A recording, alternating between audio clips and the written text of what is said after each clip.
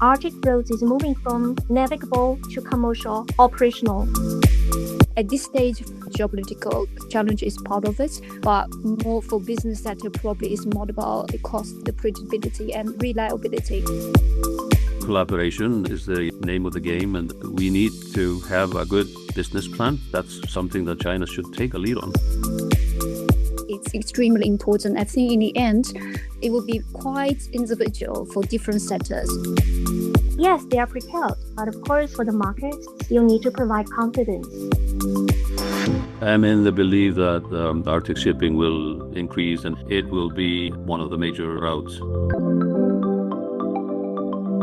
Welcome to the chat, Liang. I'm Tuyun. China has officially launched a seasonal weekly container service linking its eastern port city Ningbo with Europe through the Northeast Passage, cutting transit times between Asia and Europe. Joining me to explore the emerging Ice Silk Road, LIU Dan, a professor at the law school, Tong Ji University, LIANG Linlin, a Brussels-based commentator on China-EU economic and trade relations, and Halldór Jóhannsson, the executive director of Arctic Portal, an Iceland-based nonprofit organization supporting sustainable development in the Arctic. A warm welcome to you all, ladies and gentlemen. So let's start with the basics of this route. Why did China actually begin exploring the potential of Arctic shipping in the 2010s? And how did that eventually lead to the idea of an Ice Silk Road? Professor Liu, could you please walk us through it? Yes, thank you. Thank you for having me here. I think there are probably several reasons. Number one is I think China has played a role as a major shipping power. And second, in my opinion, the Ice Silk Road actually is part of the Belt and Road Initiative. And the third, I think that's because the whole picture actually gradually formed from the 2018 white paper, the so-called China's Arctic policy. So these are the three major reasons. For my own experience, I'm not surprised because even back to 2015, my first trip to Russia in St. Petersburg, at that time, there's already some Chinese students and industry proposed the Ice Silk Road as one of the plans for China and Russia work together. So that's basically my ideas for this proposal and idea. Right. Halldór, do you have any other information for us there? Well, I think what has happened in the world in the last year or two has also proven the foresight of those developing the Arctic plan for China, because as my good friends in China have repeatedly said, it's very important to have an alternative route to the current ones being used. And the geopolitical situation, the wars in the Middle East have proven that. And also the incident that happened in the Suez Canal a couple of years ago when a ship went sideways, it tells you that it is very important for a big economy like China to have an opportunity to have an alternative route. And the Arctic is definitely a very interesting route to take. So I think that was just pure foresight, which was important. Of course, also because of obvious climate changes in the Arctic and the fact that ships have already gone through, and also proposed developments in the Arctic region like the Yamal project in Russia being mentioned because, of course, all the developments that the Russians have been undertaking in collaboration with international partners like China have made it more possible because they lead to infrastructure development, which is very important in this whole context. So I think it was forward-thinking and logical, and not least the fact to have an alternative route possible in a complex world. Indeed. I remember back in 2012 when I was in London as a correspondent, there was this conference held in Norway on Arctic, I think they're shipping there. They invited some Chinese experts there. I was wondering, why are Chinese here for this conference or forum over 10 years past? Bam, here comes the answer.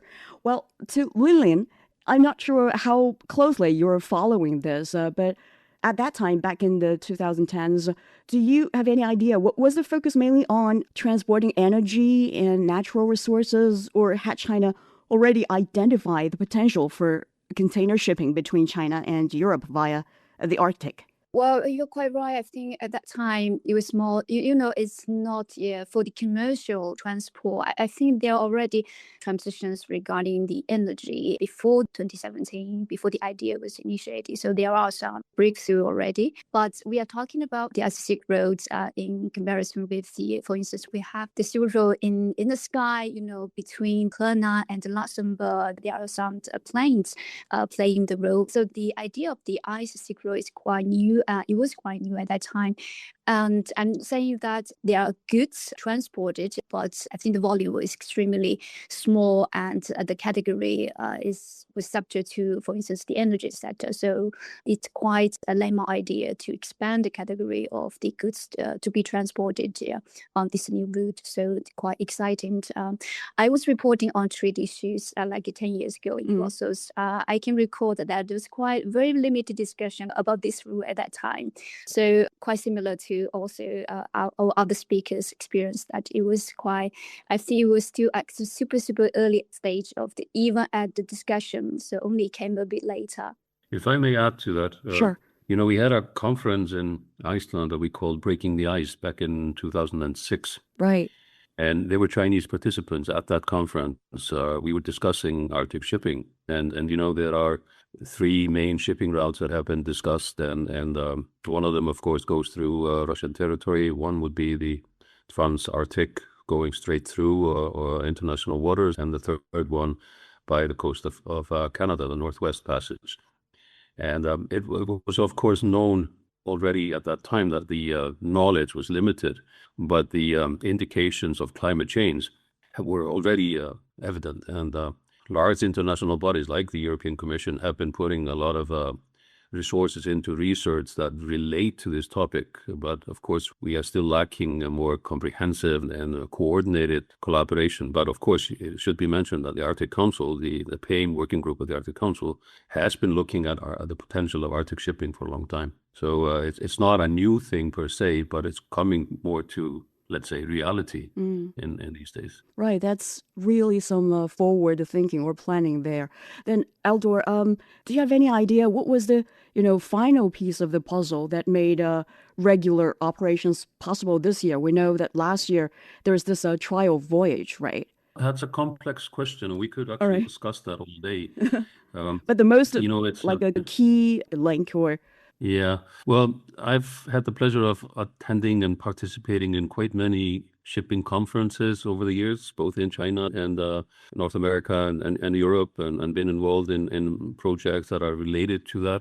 I think we still have a long way to go, but it's really interesting that some company has actually decided to move forward, because this topic has been discussed, like I said, multiple times, but it's believed by most shipping companies. I have had discussions with leaders of big shipping companies, also from China. The cargo part of it has been seen as a, let's say, tentatively complex part. And there are a few reasons for that. One, of course, is that the season is short for container ships. Indeed. The other is there a market for it? Are the owners of the cargo ready to do it? The third part that has been mentioned a lot is the risk and the insurance cost involved.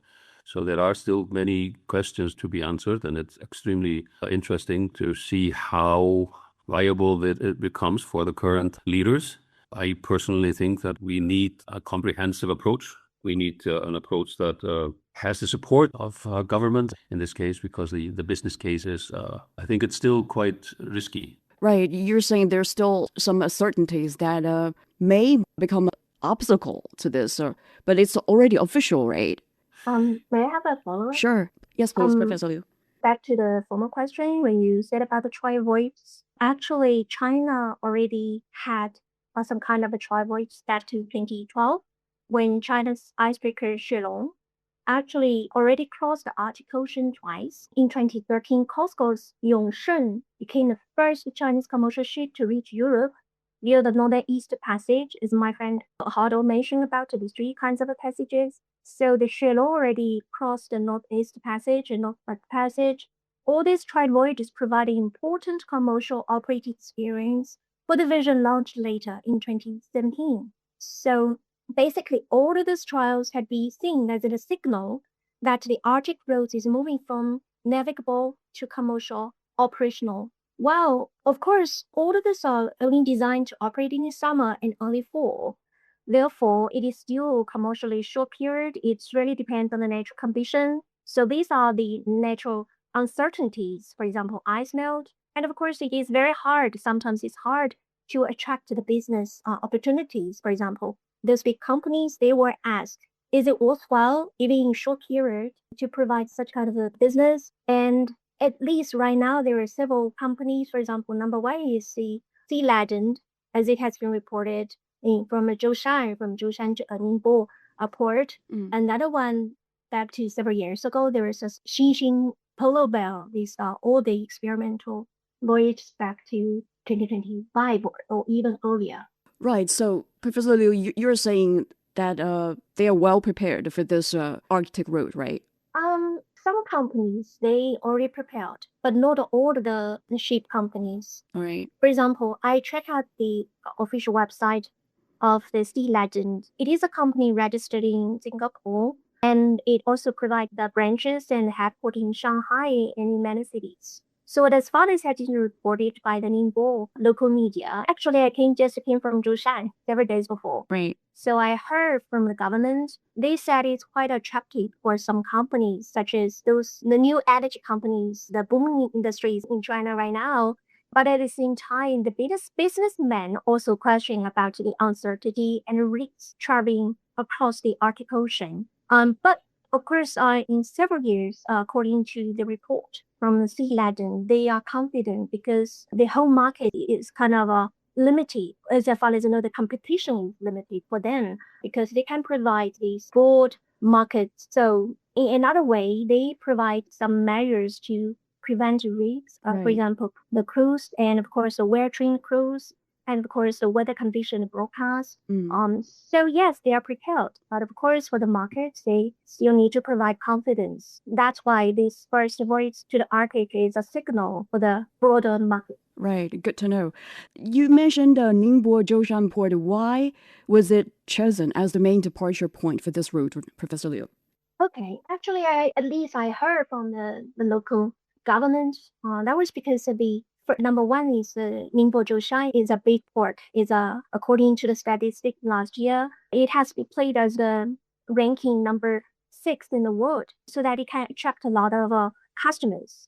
Number one, the Zhoushan government is looking forward to expand the international market so that it can strengthen the role, its status as a harbor in the world.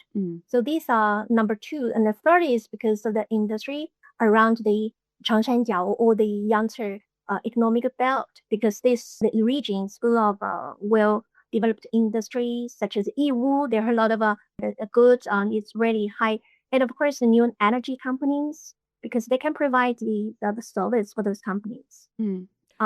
Even for the first two voyages, it already checked several companies such as Ningbo Shidai. Another way battery manufacturer. Manufacturer.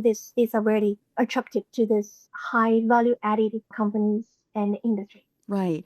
And Linlin, beyond what Professor Liu just mentioned, what other advantages do you think Ningbo offers, given its role in China's foreign trade and cross-border e-commerce supply chains? Well, it's not surprising to me why the Ningbo Zhoushan port was chosen, as I fully agree with the Professor Liu. And on the other hand, I think Ningbo Zhoushan port is basically among the world's top, even probably the largest ports. If you think about the cargo throughput, and I think if I'm not wrong, it's also the world's third largest container port. And in last year, I think it handled around 1.432 billion tons of cargo and 43.87 million TEUs of containers. So there's a reason why initially it becomes the starting point of the Ice Silk Road there. And also, Professor Liu mentioned that it is from the area that, for instance, if you see the travel around what the products are carried, there are, for instance, batteries and solar products. And also, I remember media reported regarding the clothes, so which are e-commerce products, and those are very time-sensitive items. So it is located in the area, which is an important starting point regarding goods flows from China to Europe. So I think it's not a surprise that it starts from there. Right. And Felixstowe in the UK was chosen as the European destination for last year's trial voyage. And following the launch of regular operations last weekend, the service will also call at ports including Rotterdam in the Netherlands, Hamburg in Germany, and Gdynia in Poland. Halldór, why were these particular ports chosen? Well, I think when we think about shipping and the way the shipping has changed in the world, it's very automated now. It's almost like a train system. I mean, in the train system, you have many stops, your potential to stop, and passengers come and go. The shipping has to be thought about in a similar way.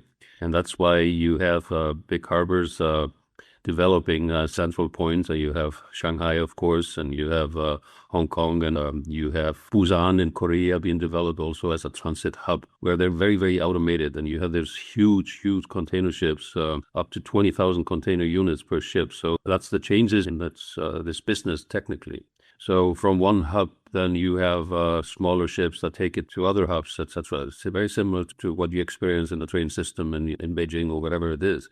So finding a hub that has good connections is very important. And with all respect, I don't think Felixstowe was the best choice in that regards, because both it's not linked to Central Europe in the best way. And secondly, of course, UK is not in the European Union anymore. So there are also tax issues and border issues to deal with. So it was very logical for them to go to the major hubs in Europe, where there's connections, both other ships, trains, trucks, etc. Rotterdam, of course, is the biggest one in Europe and has been for a long time and very well connected to the rest of the market. And same with Harburg and Gdynia. So very logical, very, very logical. And which port city would you choose in the UK? Your choice. Well, it doesn't matter which one per se, but I wouldn't choose the UK. That's basically my point, because if you're thinking about exports to the EU, which of course is still the biggest market, then you need to have an EU harbor, otherwise too complex. That's what they found out, of course. I mean, there are, since the EU exited the European market or European Union, there have been complications with border control and so forth, and which have made transports a bit more complex and slowed them down. So Sure. If you're doing this route, then you really need to get to a hub where you will have fast services, and Rotterdam, of course, or Hamburg are definitely a better choice for the European market.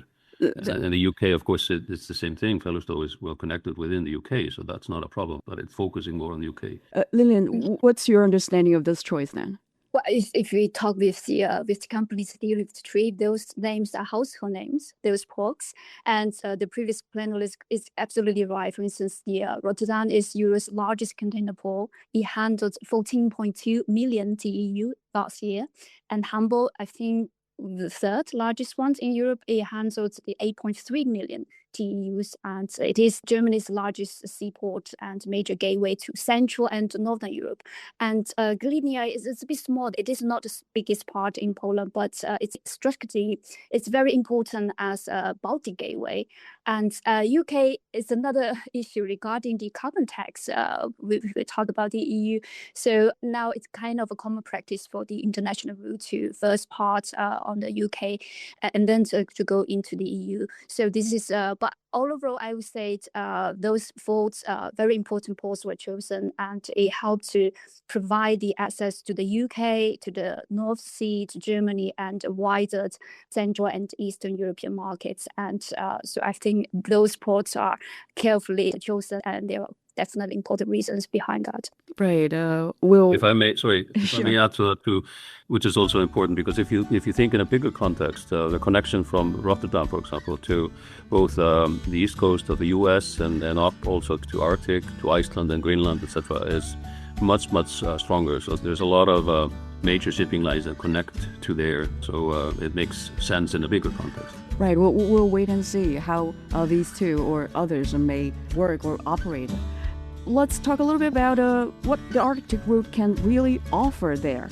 But that's coming up right after the short break. You've been listening to the Chat Lounge.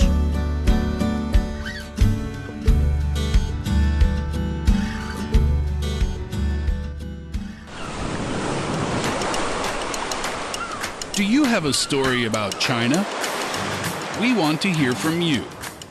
Maybe China has become your second home. Maybe it has brought you new friendships, creative partnerships, or a new path in life.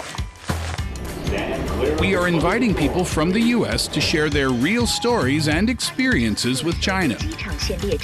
No expertise needed, just your authentic voice. Your story could be featured in our Hello from the Other Shore podcast coming this September. Share your name, city, and story with us. Email us at radio@cgtn.com.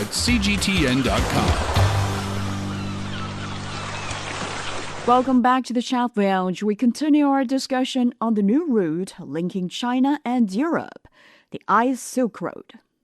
Professor Liu, compared with conventional China-Europe shipping routes and existing services through the Northeast Passage, what do you think are the biggest differences and commercial advantages of this new service? Can you give us some specific numbers or examples there?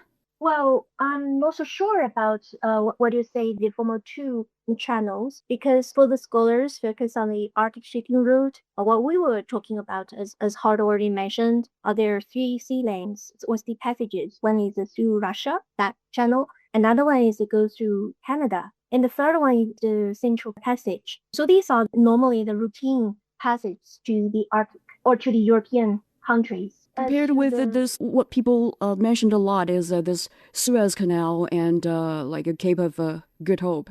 Okay, these are the traditional.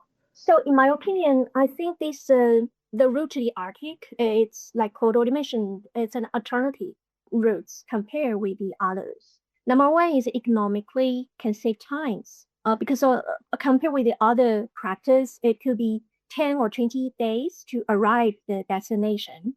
And secondly, it's quite the time-saving journey is quite attractive for some business, especially business in China, the energy companies or the new industries. And the third one, I think, is because of the China already invest a lot in terms of the experimental trials for the previous 15 years. Therefore, the Chinese, the providing the Arctic routes, the voyage provided by China this time is a little bit mature compared with the potential market provided by Korea or other Asian countries. So these are basically my reply to your question. Right. I found some like information which says that the Ice Silk Road, using Russia's Northern Sea route, cut sailing distances between Asia and Europe by 30 to 40%, and transit times from roughly 40 days down to 20 days. And this could shave off thousands of miles or fuel consumption, right? It lowers inventory holding needs by up to 40%. And can save hundreds of thousands of dollars in operating costs per individual voyage. But once you factor in insurance, navigation through like ice-covered waters and vessel modifications costs, how much of that time advantage or cost advantage can actually translate into cost of savings? Maybe this goes to Linlin. Well, I think the time plays quite a significant part, and the maritime transportation, the benefits is that it's low cost, and but of course the downside part of it takes very long time. When we talk about the conventional shipping routines, as you said, for instance, via the Suez Canal, it takes around 40 days, and if you go a little bit further, the Cape of the Good Hope probably it will be even longer. But the thing is that if you go via the container ships, that the volume of the goods you can carry is comparable. When we talk about if you transport the goods via plane or via the train, the trains between China and Europe. So the Ice Silk Road, I think, for instance, it has a shorter days, which could compete a little bit with the train between the China and Europe, and also it's container ships, so it can carry more goods. So it's a combination of the advantages of conventional maritime shippings and land shippings. Of course, you cannot compete with the transport via the plane, but it is a good combination of a lot of elements. Right. I think Professor Liu earlier mentioned could include some high value added products like EV batteries. Linlin, which sectors and companies, in China and Europe are likely to benefit most from this route in its early stages? Right. This is really the good question. I think the trial voyage, the goods it carried, really the very, very good indication of what products could benefit. You think the problem of, let's say, the challenge of the ice Silk Road is that weather condition is harsh. In particular, you have to consider those goods are not vulnerable when the temperature is extremely low. So I think if you think about all the considerations, I think those time-sensitive products will benefit a lot from that. And this we can see that they carry some clothes. This I think it's possible for the e-commerce sector because now people are not extremely patient now. They want to have you have delivery quicker. And secondly, as I said, those high-value ones which can also be better protected and which can go through those harsh weather conditions. So all in all, at this stage, we can foresee that we also have some discussions, for instance, with companies. Currently, for instance, automotive sector, from the EV battery and the components along the production chains and the solar sector, I think they really concentrate on the new emerging sectors at this stage. I think the companies in those sectors are quite interested. And Professor Liu, you earlier mentioned that some of the operators maybe or the companies are ready, but for Sea Legend, only 8 weekly sailings are scheduled this year, concentrated between August and October. Do you think such an arrangement is because that's mainly a way of testing the market, or do they already demonstrate stable demand? Well, all I received these are all the open reports. Number one, I checked the website of this company. And of course, the CEO of the company released some information. For this year, they provide 8 voyages to the Arctic. For the former 2, have been fully scheduled. And of course, the cost compared with last year doubled. And their plan for short term will be 3 to 5 years. And basically, they would like to provide several seasons. Number one is the summer, because that's the holy ice duck season. And then next will be the earlier fall, because we've also an idea season for the voyage. And in my opinion, it's not just an experimental voyage. I think they are partially prepared. Of course, the voyage itself provided evidence. And second would be, how could they actually avoid some risk? Risk could be, for example, last month, the typhoon called the Baihaitun, the white dolphin, actually came in. So they have to prepare the crews and ships and alternate ships in order to provide the routine for the companies. So I think there are a lot of the risks. Some risks actually provide can also be an example for other companies who would like to get into the market. So yes, I think they are partially prepared, but not well prepared, because all of the risks compared with the formal routes to other areas, it's kind of risky. It's because of the condition, the air condition, and of course because of this ice condition. And later on, probably we will also discuss geopolitics risks are also there. So it's not just a normal routine for this company. And they're also running the business in a Red Sea. So this market is real, and it's really good for right now for the whole international market. Then, bearing those in mind, let's explore the outlook of this route. The operator Sea Legend Shipping aims to establish a stable navigation period of around 4 months a year over the next 3 to 5 years, and eventually achieve year-round Arctic navigation within 5 to 10 years. Halldór, how realistic are these targets? Well, as mentioned before, I think there is definitely a potential market. I mean, if you look at the traffic through the Suez Canal, it's over 20,000 voyages per year. And we're looking at through the Arctic, you're talking about 8 now for container shipping. So it's fractional when it comes to the volume that's being transported in the world. So obviously there's a huge market. Apart from that, we know that the Arctic is believed to hold as much as maybe 30% of the unused resources of the globe. This, of course, is an issue for China and for Southeast Asia. So voyages related to resources are also going to increase. And we know that the ones from Yamal in Russia with LNG, they have been increasing. They're quite steady. These, of course, force certain developments in infrastructure which supports container shipping, because container shipping, as also mentioned before, alone is complex, but as a part of a more comprehensive shipping infrastructure in the Arctic region is very, very viable. One thing that has been creating certain concerns and, let's say, speculations about the future is the fact that the ice in the Arctic, it is decreasing, yes, but at the same time, it's showing patterns that are unpredictable, which means that constant and good monitoring is very important. It's also, there's the increased pressure on environmental security and having all the security elements in the forefront. And this is something that the Arctic Council has been pushing at. And also Russia has been spending considerable energy on environmental monitoring because we also have regulations in place that hasn't been mentioned. We have the Polar Code, which enforces a certain way of shipping through the Arctic. But to make a long story short, I personally believe there's a lot of opportunity in Arctic transport. The model may change. One of the models that have been mentioned is bigger ports on either side. This could be on the western side in Norway or in Murmansk region. On the eastern side, it could be in the Kamchatka area of Russia or in Alaska, where ships can easily connect because there's a lot of traffic east-west. So that's and north-south, as we could call it, and it also has to be linked to internal regulations, etc.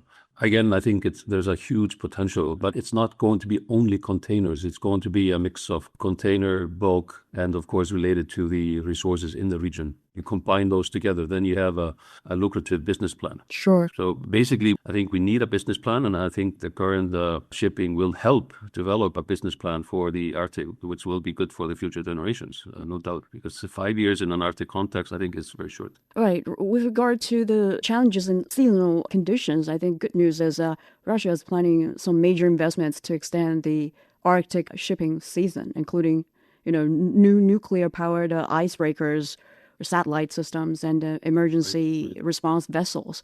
But with regard to some geopolitical risks or challenges Professor Liu mentioned, Professor Liu, could you elaborate a little bit more on that or other possible obstacles?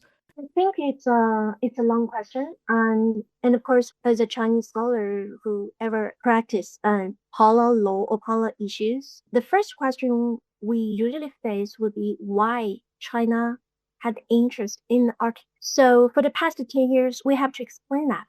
So thinking about the Chinese business or the ship companies, the first step when they came across the Arctic Ocean, I think the China threat could be the number one question.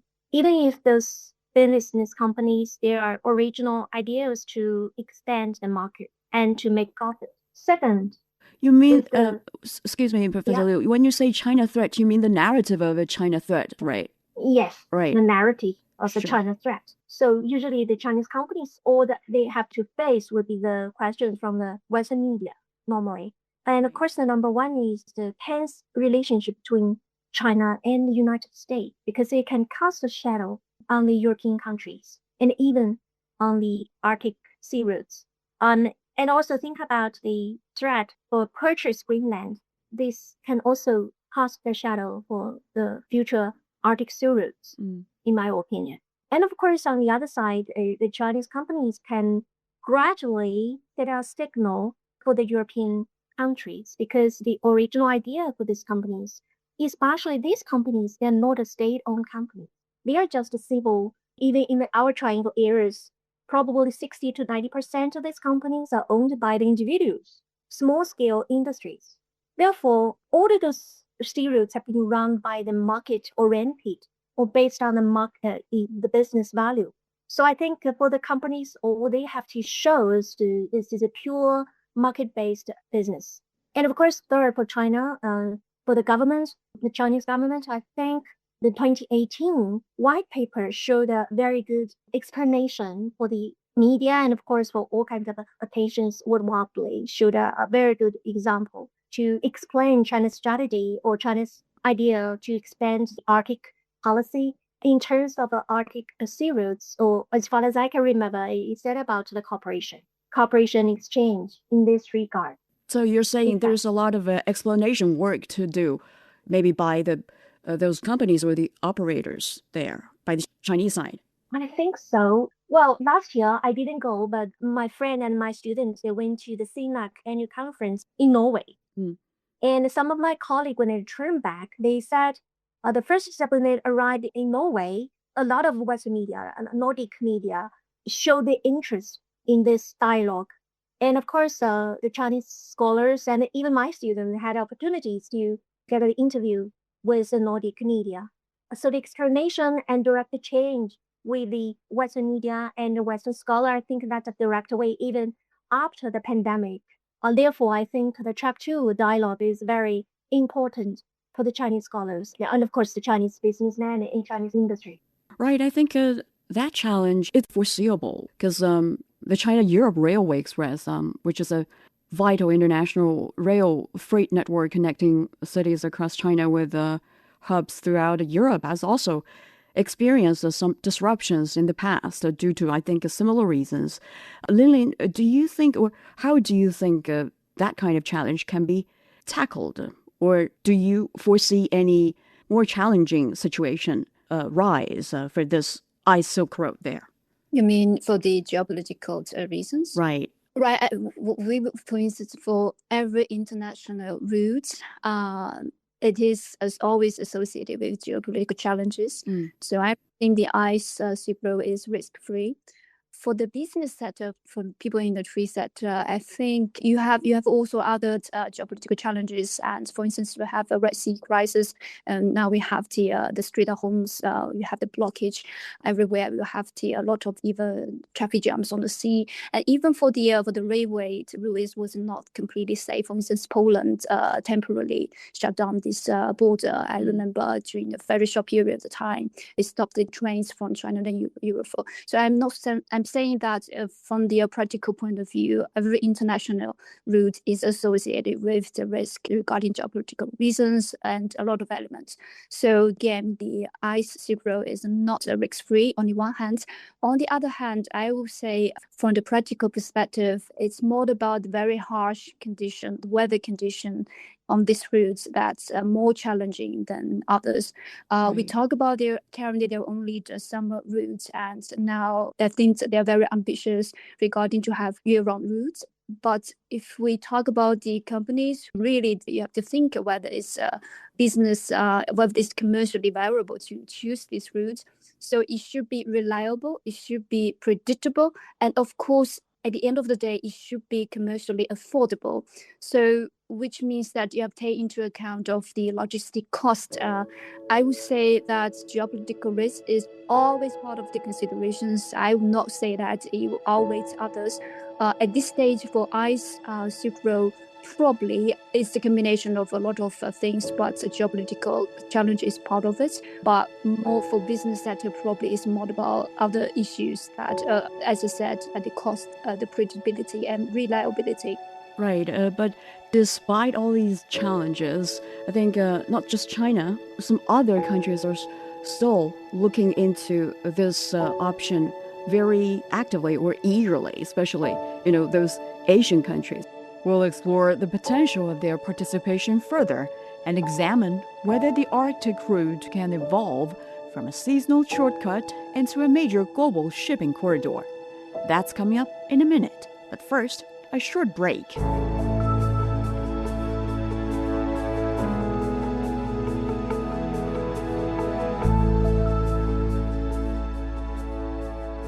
The strong wind was howling and whistling. He was the first Chinese citizen to graduate from Yale University in the mid-19th century. I was born on the 17th of November. She had prominent features. 3 of us were old enough to lend a helping hand. He navigated between 2 vastly different cultures and moved further to realize his dream and promote understanding between the people of China and the United States. Ye Mingxing was a native of Hanyang. I realized no danger. China is really awakening. Come and join us in discovering the incredible journey of Yong Wang in his autobiography, My Life in China and America. Check out the Audible stories on radio.cgtn.com and all major podcast platforms.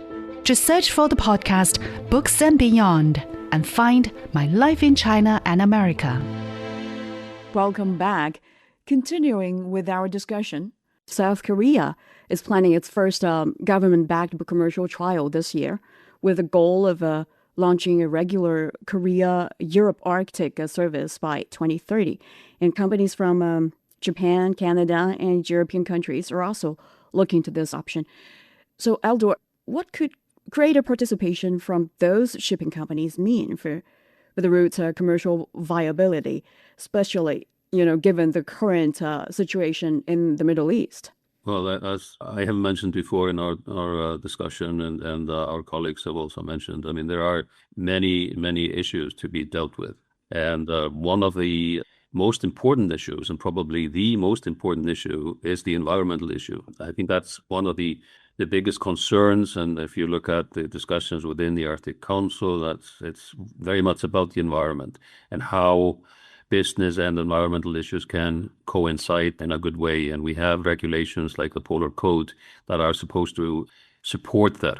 I also mentioned before concerns that I've heard from shipping companies, especially in the West, about insurance rates, about customer appreciation of going through the Arctic because of the concerns to the environment. These are all issues that need to be dealt with. So, of course, there's an interest in going through the Arctic. I mean, I mentioned the current traffic through the Suez Canal, and if there are complications, as there have been, then, of course, the Arctic is a very viable plan B and even a better choice given infrastructure development, etc.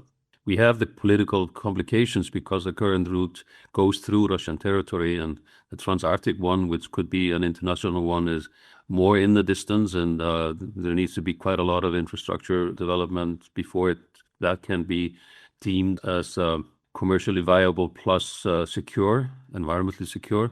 So I personally think that collaboration is the name of the game, and also good outreach. I mean, that's what China should be actively involved in. I think also long-term planning when it comes to looking at all the business issues. One, of course, is infrastructure. Another issue is how it reacts to and fits into the social development in the countries. I mean, our colleague mentioned Norway. It's a big opportunity for Norway, but it's also seen by many as a concern. We have the environmental issues, and then, of course, we have the commercial issues. So these all need to be considered, and I think that's what I've heard from companies, that they are concerned if all these can be fulfilled in a successful way. And that's why I say again, I think we need to have a good business plan. And I think that's something that China should take a lead on. Develop a business plan in collaboration with our partners in Russia, partners in Scandinavia, partners in the EU, and of course, Americans, Canadians. So if that is done, then we can all be, let's say, happy about it. I mean, you mentioned Korea. They are definitely a very important player, as is Japan, as is also increasingly India, Singapore. I mean, it is a global issue. It's not just one country. We have to work on this together. Very, very important. Indeed.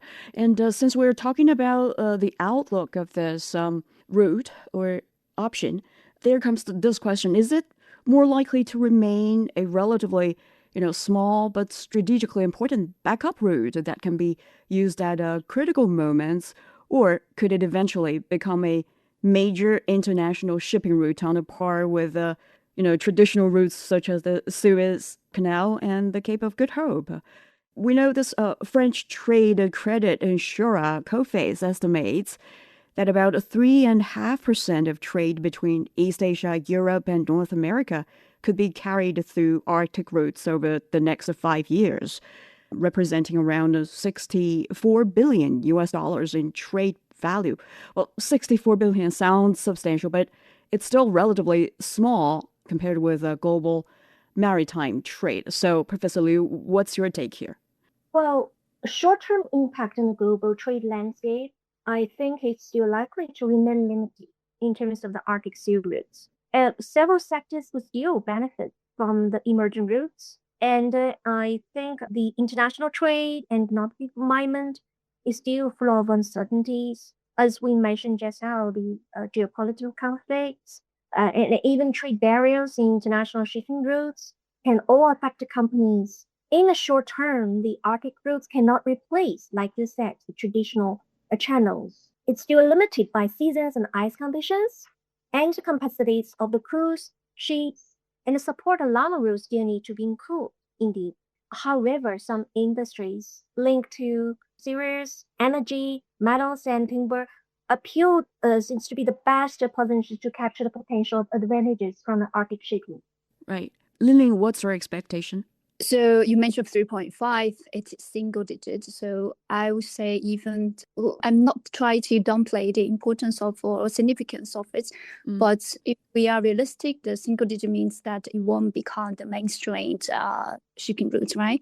Nevertheless, I would say that it's extremely important. I think in the end, it will be quite individual for different sectors. Probably it will be completely critical for some sectors, for instance, for specific companies that requires shorter shipping time and which can, its products can be shipped during the very tough weather condition. So I think in the end, practically it will be quite individual about this significance of the route. But overall, we should be realistic that it probably be extremely challenging to compete with conventional shipping routes. I would say it's probably very difficult to be in parallel with the Suez Canal routes and other routes due to the very harsh conditions. But again, it will be extremely important, for instance, for specific categories for logistic companies and products. That's my observation at this stage. Right. Halldór, do you agree? Well, yes and no. I am in the belief that Arctic shipping will increase, and at some point it will be one of the major routes. And if we again go to the model that I mentioned before, like with a train system where you have hubs on both ends, then you connect all the traffic together. If we manage to do that and we manage to work on it together, because it's not one company's role, it has to be more of an organized effort, then the Arctic shipping route can become extremely important. And from an environmental perspective, I think we can deal with it. From a technical perspective, I think the technology is already there. We need some, let's say, good outreach and good collaboration mechanisms. But there are so many reasons why we should consider it. One of them is the environmental footprint. It has been often discussed that it's so negative to go through the Arctic. Personally, I think it's very possible to go through the Arctic if you do it in an intelligent way. And that can also reduce the footprint. If you look at the conditions in the world today, I mean, we had the hottest July ever in the world. That tells us that we should think more about the environment.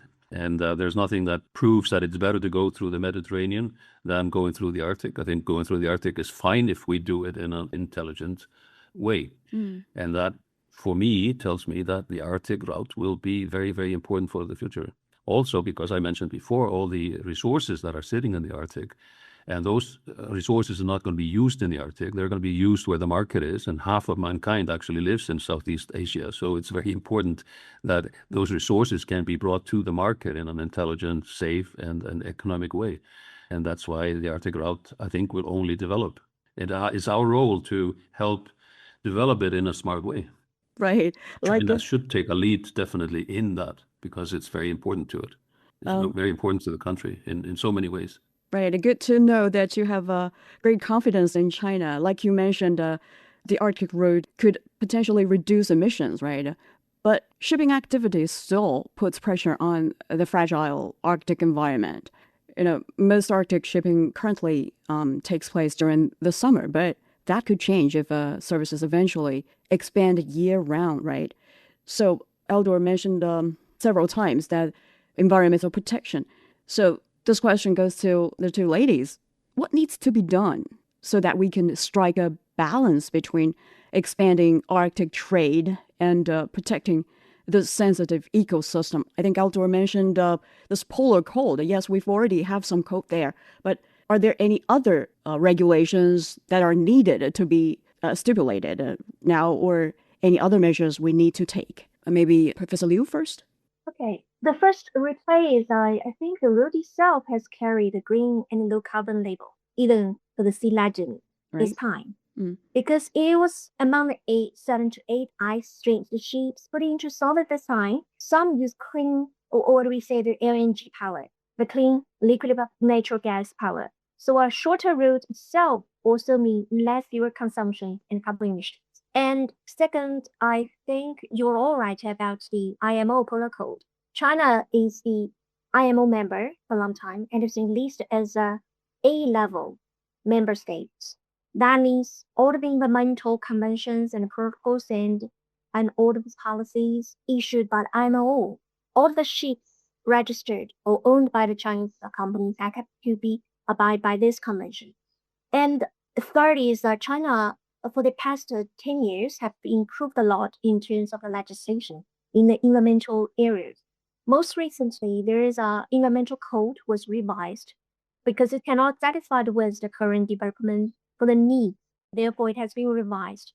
At the same time, stricter or harsh regulations has put into the agenda. Therefore, it could have some direct impact on the ships, the Chinese ships. Therefore, in terms of technology, I think the ships in China can be abide by all of these conventions. But recently, there is another important international convention came into being. It's the so-called BBNJ agreement. It has connection with the ecosystem, marine ecosystem in the high seas. So I think whether the Chinese companies have prepared for the obligation under the BBNJ agreement will be a future question. In a word, the Chinese companies, they're happy to abide by the IMO obligations, that's international obligations, as well as domestic legal obligations. These are all my suggestions for the Chinese industry. Thank you. Linlin, please. Yes, I would say this is extremely essential question you ask. And I think the commercial development should go hand in hand with the environmental responsibility. And the first priority should be very strong international standards for emissions, vessel safety, oil spill prevention, the waste management, and emergency response. And investments in the Arctic infrastructure should also include that environmental monitoring and search and rescue capabilities. Right. And at the same time, for the companies, they should also adopt cleaner technologies and higher environmental standards as the Arctic shipping develops. The goal should not simply to make the route commercially viable, but to ensure that its development is safe, sustainable, and responsible over the very long term. So from the perspective of business, a healthy Arctic environment is also a business interest. The long-term viability of Arctic shipping ultimately depends on protecting the environment in which it operates. Right, and nailed it. And maybe a last few words from you, Halldór. After all, it's close to your home country, Iceland, and maybe that's also why you have high hopes for it. Yeah, I think they put the emphasis in the right place. There are also one concern that I have heard from companies and potential customers of the shipping companies is the image. And this is why the outreach part and the environmental monitoring, the respect for that, and then in that context, data gathering and data, both dissemination and interpretation become so important. Because if there could be, let's put up this scenario, if something bad happened and a Chinese ship was involved, it would be very, very negative, both commercially and also geopolitically. So it's very important to tread this road safely and securely and with full respect. And if we manage to do that, and because you mentioned geopolitics, the eyes of the world are very much on this new route and this company. And if they fail to oblige to the issues that we have all mentioned, that could be very, very negative, and the blame will then be put on, sorry to say it, but on China. That's why it's very important to tread the road safely. Right, and with that, we've come to the end of this session. Many thanks to Halldór Jóhannsson from Arctic Portal, LIANG Linlin, a Brussels-based commentator on China-EU economic and trade relations, and Professor LIU Dan from Tong Ji University for your time and insights. Please tell us your thoughts on this topic in the show. Send us a line at radio@cgtn.com. I'm Tuyun. Thank you for listening. See you next time.